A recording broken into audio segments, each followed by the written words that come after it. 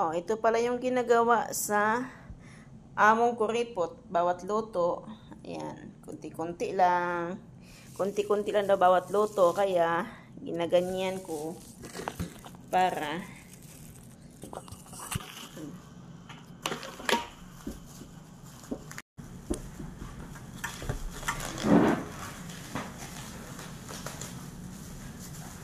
ito yung ginagawa ko sa aking ground meat.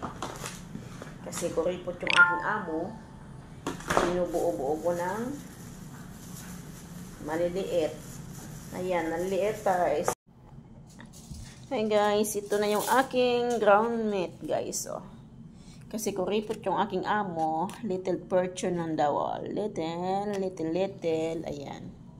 Kaya bawat luto ko, kukuha lang ako ng kaunti. Tapos, ay aking gigisahin. Ayan. Kunti-kunti lang siya guys.